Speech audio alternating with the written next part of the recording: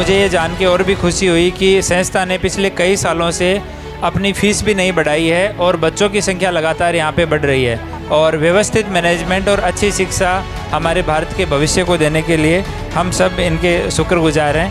બાળકો જે શાળાની અંદર અભ્યાસ કરતા હોય એ પવિત્ર મંદિરના તમામ ટ્રસ્ટીગણ, મારા વડીલ મોરબ્બીનો હું વંદન કરું છું। આ શાળાના શિક્ષકગણ યાની કે ગુરુજીઓને હું હૃદયપૂર્વક અભિનંદન પાઠવું છું કે એમની આટલી સરસ મહેનત દ્વારા આપ તમારા બાળકનું ટેલેન્ટ ખીલ્યું છે એ બદલ સૌને શુભેચ્છા આપું છું।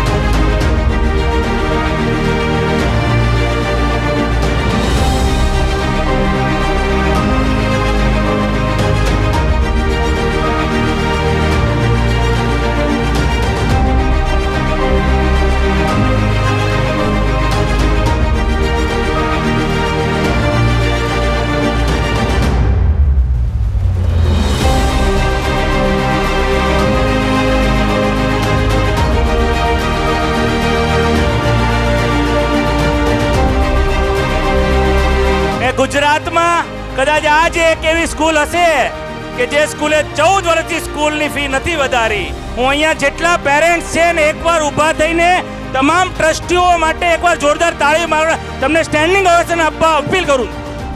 ત્યારે આ સંસારમાં જ્ઞાન જેવું પવિત્ર કરનારું બીજું કશું નથી। અમારે 15 વર્ષ જૂના પ્રિન્સિપાલો છે, બધા જ પોતાનું માની નિષ્ઠાપૂર્વક કામ કરી રહ્યા છે, જેથી 400 બાળકોથી શરૂ થયેલી વિદ્યા સંકુલમાં આજે 21,000 બાળકો અભ્યાસ કરી રહ્યા છે।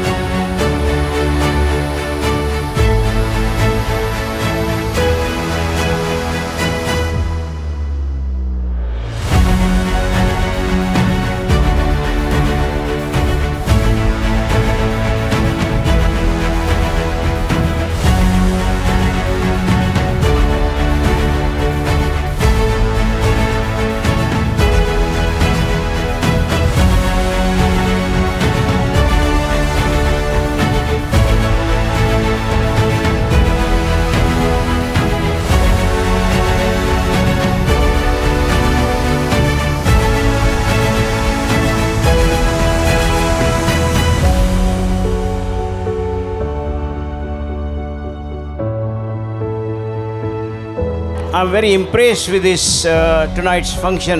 Very impressive.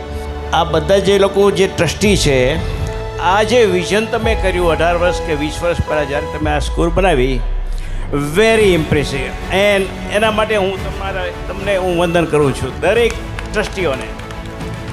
જ્યારે અહીંયા સ્કૂલ શરૂ કરી ત્યારે બહુ વાલીઓ એવું કીધું હતું કે તમે તો ભાઈ વર્ષ પછી ફી વધારશો, અત્યારે આવી નોર્મલ ફી રાખીને અમને લલચાવો છો.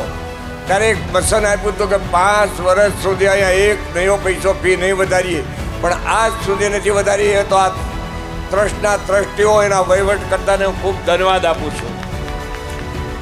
પણ મને આનંદ એ થયો કે જે કેમ્પ 3300 સ્ટુડન્ટે પરફોર્મન્સમાં ભાગ લીધો.